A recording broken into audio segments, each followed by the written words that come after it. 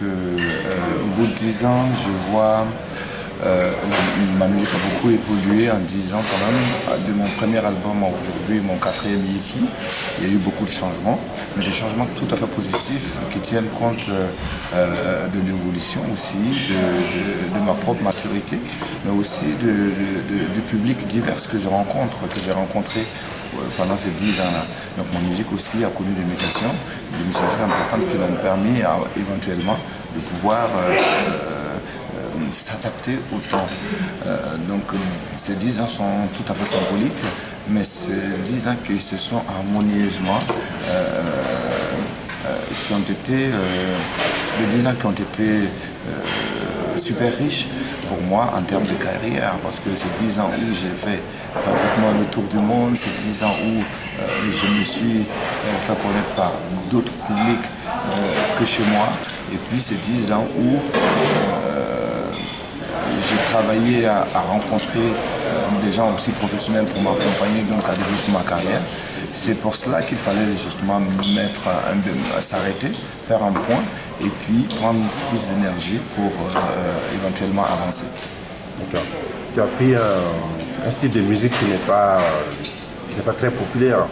Voilà, au départ, on se demandait est-ce que ça allait prendre. C'est pas de la musique d'ambiance que tu fais, mais finalement tu as trouvé ton public aussi bien au Burkina qu'ailleurs. Donc c'était un besoin.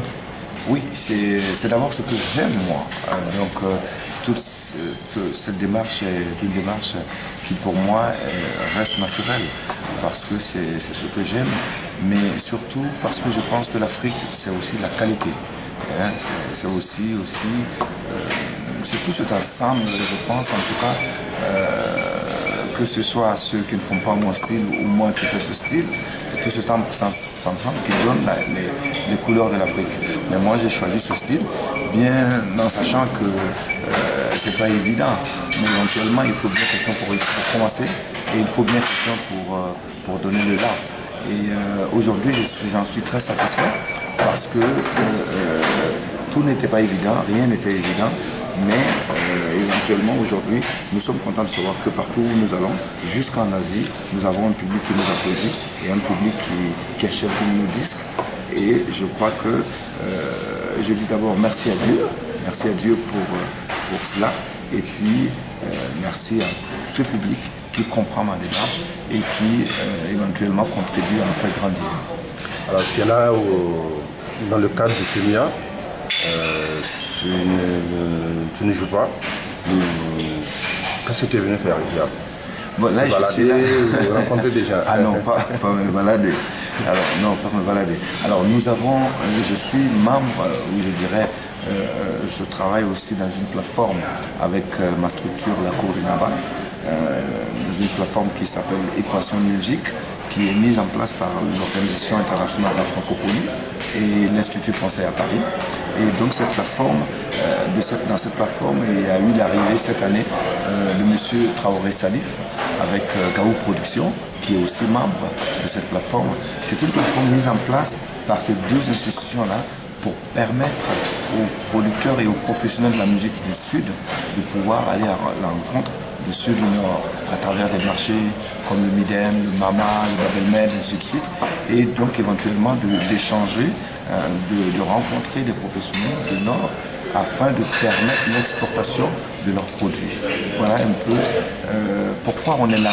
Parce qu'on a fait le déplacement cette année ici au FEMIA pour éventuellement soutenir le FEMIA, soutenir Assalfo qui lui est aussi membre, mais éventuellement protéger des artistes et soutenir des artistes que nous avons proposés qui jouent comme Joël Seboudio Yermi de l'Ouganda qui jouait à l'Institut français dans le cadre du FEMIA et faire connaître éventuellement Équation Musique aux professionnels de la musique en Côte d'Ivoire, donc aux producteurs, aux administrateurs, managers et aux artistes eux-mêmes, hein, et pour permettre que cette plateforme-là croise d'autres artistes ou d'autres professionnels et permettre aussi à ces professionnels-là d'aller encore plus loin avec leur travail. Donc c'est pour ça que je suis là avec Didier Awadi et avec une autre équipe venue de Paris.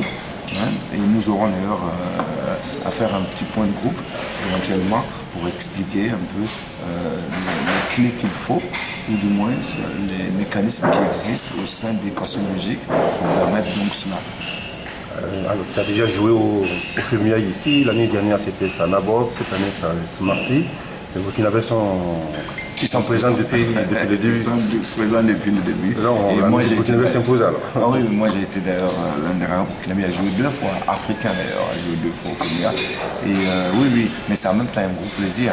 C'est pour ça que je dis que M. Traoré est un accélérateur de business culturel, parce qu'il arrive à fédérer autour de lui tout un certain nombre de pays et à permettre que les lumières soient plantées sur ces pays-là et ces artistes spécifiquement. C'est le cas du Burkina Faso, où moi je suis passé, où Bila Kakura est passé, où Flobi est passé, où Sanabor est passé, et aujourd'hui où Smarty passe. D'ailleurs, on l'attend avec beaucoup de ferveur. On en parle autour de nous, il faut que les gens ils aillent voir.